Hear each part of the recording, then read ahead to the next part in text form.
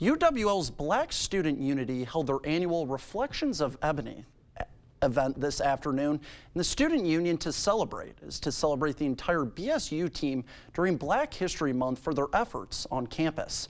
News 8's Now Shaquille Davis was there and has more on the story. Good evening, Shaq. Mike, BSU President Alex White tells me that he's seen records of this event that dates back to at least 2001. He says the name of the event derives from the ebony wood since it's dark and rich. He compares it to our skin. Black people in our community, especially in our executive team, we are going to be noticing like Black people on campus, like such as teachers and professors. BSU President Alex White continues to show respect to his professors by saying that they help out a lot during their meetings. During this event, they gave out awards, fed the attendees some soul food, and even got to hear some classic hip-hop. Same thing.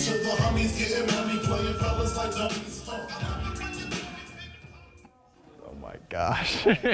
Anyways. Attendees even got to hear from a young activist who ventured here all the way from the nation's capital.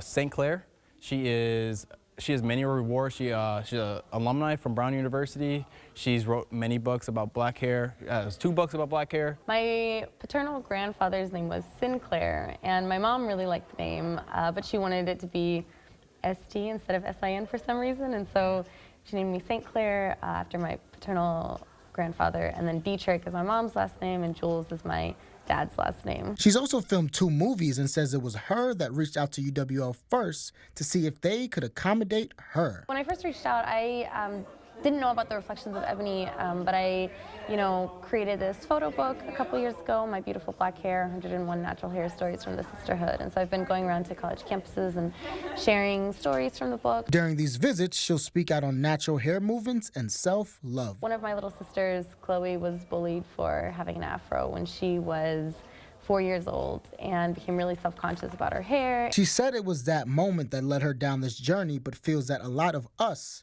in the Black community are taught that our natural hair isn't good enough. She also gives the credit to her white mother for making her more aware of racial injustices at a young age. At the time, I was so focused on my grades, but my mom, she does so much research, so much reading about, the history of this country, and hearing her always talk about all of these injustices sort of made me realize that I want to try to do something, I want to try to contribute in a way. And St. Clair continues in saying that she feels like she owes her activism to all the African Americans who fought for her to be here. She also told me that the way her name is spelled, that's very difficult for her to book all these flights.